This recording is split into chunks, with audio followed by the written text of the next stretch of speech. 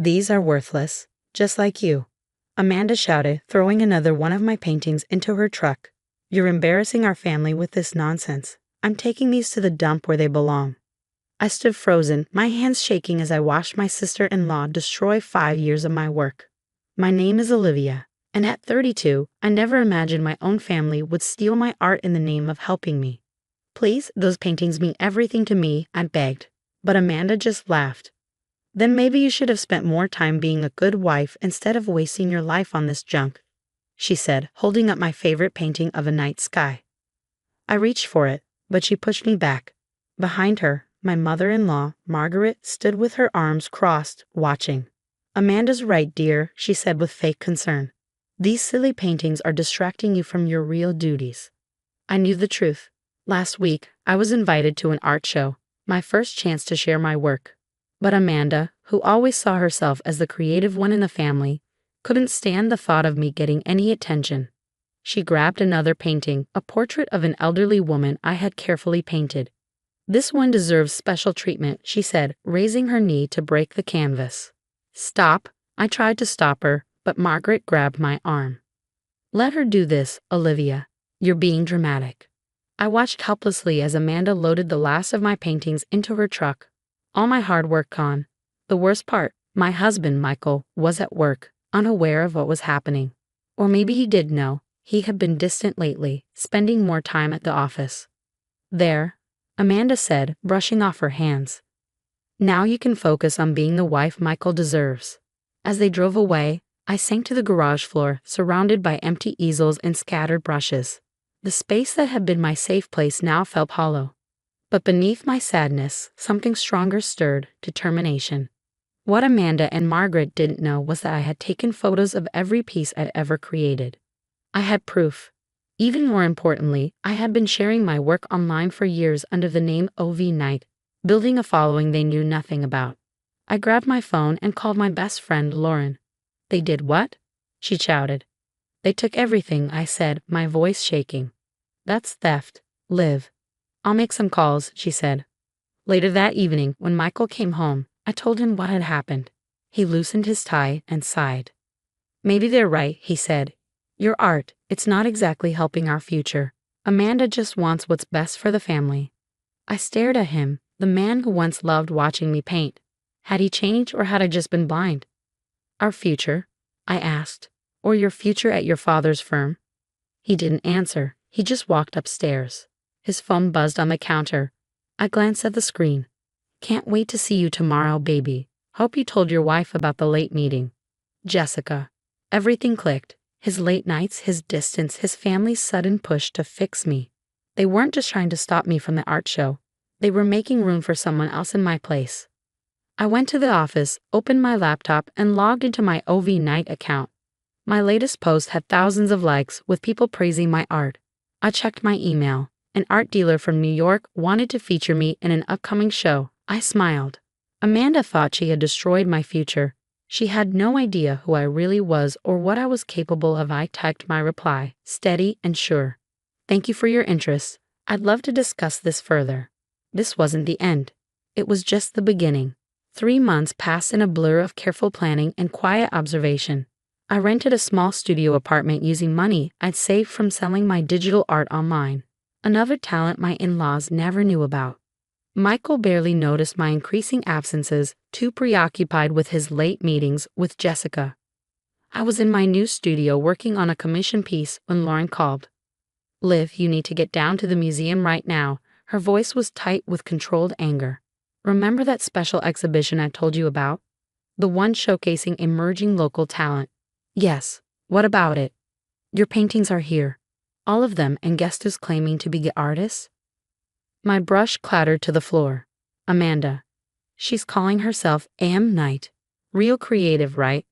She's here right now, giving interviews about her artistic journey and her inspiration from nature and human struggles." I felt oddly calm as I grabbed my keys. "Send me pictures. I'm on my way."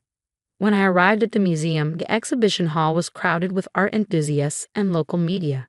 Through the glass doors, I could see Amanda, dressed in an expensive bohemian outfit that screamed trying too hard to look artistic, gesturing dramatically in front of my night sky painting. "That piece represents the struggle between light and darkness," I heard her say to a group of reporters. "I spent countless nights perfecting the technique." Lauren met me at the side entrance, her face flushed with anger. She's been spinning this story for weeks.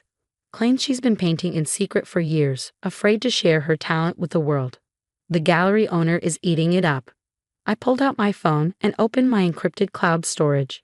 Good thing I keep receipts. Every painting had been documented from first sketch to final brushstroke. I had videos of myself working on them, dated photos, even early versions and studies. More importantly, I had my entire OV Knight portfolio, works in the same distinctive style that predated anything Amanda was claiming as hers. "Mrs. Rhodes." A distinguished-looking man approached Lauren. "The Times reporter is asking about the authentication process for the A.M. Knight collection." "Actually," I stepped forward, "I can help with that." The next few minutes were chaos. I introduced myself and calmly opened my phone gallery. As I swiped through the evidence, Amanda's face turned from confusion to horror. She tried to maintain her composure, but I could see panic setting in. "These are clearly forgeries," she sputtered. "She's trying to steal my moment." "Interesting theory," I replied, pulling up a video of myself working on the elderly woman's portrait, especially since this was posted on OV Knight's account 6 months ago. "Tell me, Amanda, how did you manage to perfectly replicate a painting that already existed?" The gallery owner was now looking between the paintings and my documentation, his expression growing increasingly grave. Margaret, who had been proudly watching from the corner, rushed forward. "This is ridiculous. Olivia has always been jealous of Amanda's talents. She's clearly fabricated all of this." Lauren cleared her throat. "Actually, as the museum's curator, I can confirm that OV Knight's work has been verified and tracked for years. We've been following the artist's development quite closely." The whispers started spreading through the crowd. Phones came out. People started looking up OV Knight's portfolio. Amanda's carefully constructed lie was unraveling thread by thread. "I can explain," Amanda started, but the gallery owner cut her off. "I think we've seen enough. Security, please ensure these pieces are secured. We'll need to document everything for the police report." "Police?" Margaret's voice went up an octave. "Surely we can handle this as a family matter." I turned to face her, years of suppressed anger finally surfacing. "Like how you handled taking my paintings? Or how you've been handling Michael's affair with Jessica?" The silence that followed was deafening. Margaret's face went white. Clearly, she hadn't known about Jessica, or at least hadn't known that I knew. "That's right," I continued, my voice carrying across the now silent gallery. "While you've been so focused on controlling my life and stealing my art, you missed what was happening right under your nose. But don't worry, I have evidence of that too." Amanda started to say something, but Margaret grabbed her arm, finally realizing just how badly they miscalculated. I watched them hurry toward the exit, their perfect facade crumbling with every step. The gallery owner turned to me, genuine admiration in his eyes. "You're OV Knight? We've been trying to contact you for months about a major exhibition." I smiled, thinking of the studio apartment where my newest works were taking shape. "I'm listening." As security began carefully documenting and removing my stolen paintings, Lauren squeezed my arm. "Are you okay?" I looked around the gallery, at the people still studying my work with genuine appreciation, at Amanda's abandoned bohemian shawl lying forgotten on a chair, at the business cards being pressed into my hands by collectors and gallery owners. "You know what? I really am." My phone buzzed. Michael calling, probably wondering why his mother was calling him in a panic. I declined the call and turned back to the gallery owner. "Now about that exhibition." Word spread quickly in the art world, and even faster in family circles. By morning, Amanda's attempt to steal my paintings was all over the local news. Headlines read, "Emerging artist exposed as fraud. Sister-in-law reveals truth." My online portfolio, OV Knight, exploded with new followers, and galleries across the country were reaching out. Michael came home that evening, his face filled with anger and confusion. "What have you done?" he demanded. "Mom's a mess. Amanda's reputation is ruined." I kept packing my art supplies into boxes, each movement feeling like a step toward freedom. I told the truth, something your family has a problem with. "What's that supposed to mean?" I pulled out my phone and played a video, security footage of Amanda and Margaret loading my paintings into the truck. It means I'm done pretending, done letting your family destroy what matters to me, and done ignoring your affair with Jessica. Michael's face turned pale. How did you? Does it matter? What matters is that I'm leaving. The divorce papers are on the kitchen counter. Your signature spot is marked. Divorce? You can't be serious. Where will you even go? I pointed to a stack of business cards. Turns out, when you stop hiding your talent, opportunities come to you. The National Gallery wants to feature my work, the real artist, not your sister's cheap copies. As if on cue, my phone rang. Lauren, updating me on the police investigation. Michael watched as I calmly discussed evidence and documentation.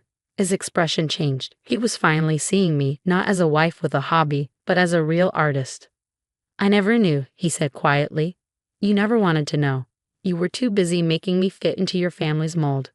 But guess what? The mold broke. The next few weeks were a whirlwind. While my lawyers handled the divorce and Amanda's legal troubles, I focused on preparing for my first major solo exhibition. The National Gallery didn't just want my art, they wanted my story. Margaret tried to stop it, of course. She showed up at my studio, teary-eyed.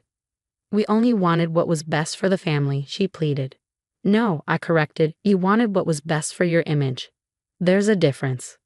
But we're family. Family doesn't steal from each other. Family doesn't cover up affairs. Family doesn't crush someone's dreams. She left without another word. Opening night of my exhibition was everything I had dreamed of. My paintings were displayed with my name proudly beside them. Critics praised my work. Collectors made offers that would have made Amanda jealous. Lauren found me standing in front of my night sky painting, the one Amanda had nearly destroyed. Look at you, she said with a grin. The toast of the art world. Not bad for a worthless hobby, I laughed. As I moved through the gallery, I overheard whispers about Amanda's upcoming trial and Michael's divorce. Word was Jessica had already moved on, leaving him alone to deal with his family's downfall. But those stories weren't mine anymore. My story was on these walls, in every brushstroke. It was in the new art I was creating, free from expectations, free from limits. The elderly woman I had painted came to the exhibition. She stood in front of her portrait, eyes glistening with tears. You saw me, she whispered.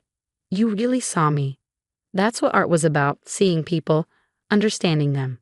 Something my old family had never done. 5 years later, my paintings hang in major galleries worldwide. Ovi Night is no longer a mystery. I stepped into my identity proudly. Amanda's theft became part of my success story. Sometimes I hear updates about them. Amanda's failed career, Margaret's lost social status, Michael's lonely life. But I don't focus on them. I focus on my art. The latest piece in my studio is a self-portrait, not of my face, but of my hands holding a paintbrush, creating something new. Behind it, barely visible, is the shadow of my old garage studio, transformed into wings. Some call it my masterpiece. I call it freedom.